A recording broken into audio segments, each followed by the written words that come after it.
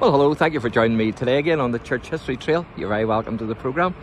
And where we find ourselves today is in Belfast, and we're actually at the Belfast City Hospital. And of course this is a tower block, and if I'm correct, the tower block was used for the COVID patients, as far as I remember, during the COVID crisis. But before that it was used for cancer patients. But this building here now is a new building, and it's used for cancer patients. But I want to talk to you about a nurse, Ella Pirrie.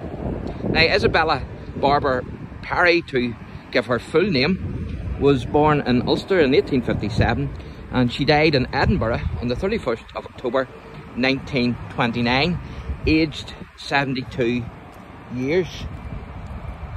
She was the first nurse in the Belfast Union Workhouse Infirmary, now the Belfast City Hospital, establishing a nursing school here for young would-be nurses. So she went on to become the first matron at the Deaconess Hospital in Edinburgh, a training school for nurses.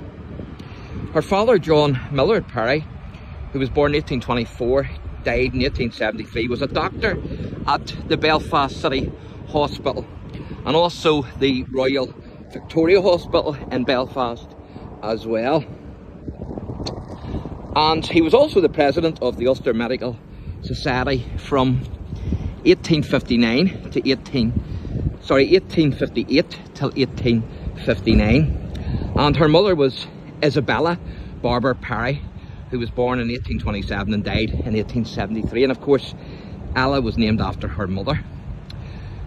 Now, her cousin on her father's side was William James Pirrie, our first Viscount Pirrie, and he was created that in 1921. Now, he was born in 1847, and he died in 1924. Here you can see one of the medical vehicles that they use. He was a leading British shipbuilder and businessman, and he was also chairman of Harland and Wolff, the shipbuilders, between 1895 and 1924. And he also served as Lord Mayor of Belfast between 1896 and 1898. Now, in the months leading up to the sinking of the Titanic,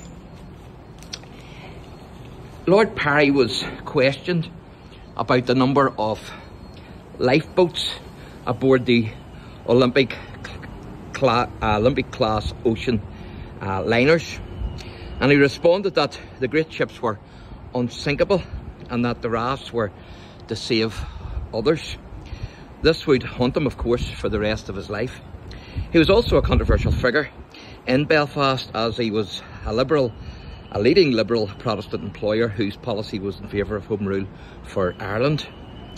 Now, Ella's second cousin was John Millard Andrews, who was the second Prime Minister of Northern Ireland from 1940 until 1943. His younger brother, of course, was Thomas Andrews, who was the Managing Director of Harland and Wolff shipyard, and of course he died in the sinking of the Titanic in 1912.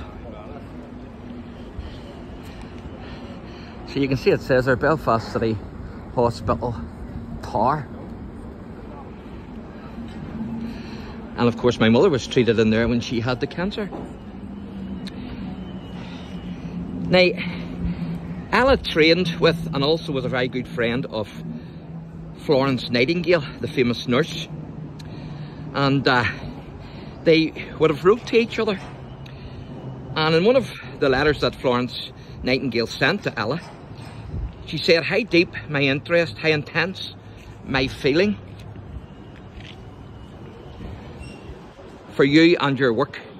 You have done a noble deed. God will grant the success. You have already done great things. You must be the nucleus of hope for a goodly future of trained nursing staff at Belfast Infirmary, which need you. Godspeed to you.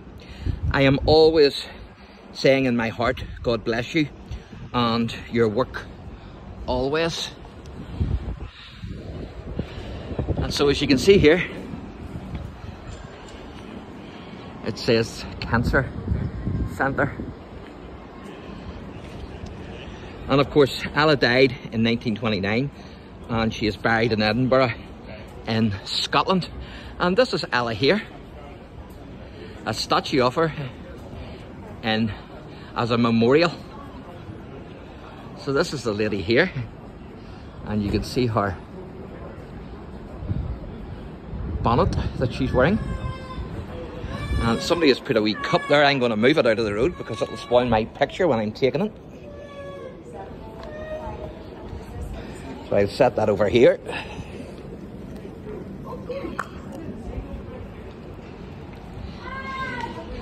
Now,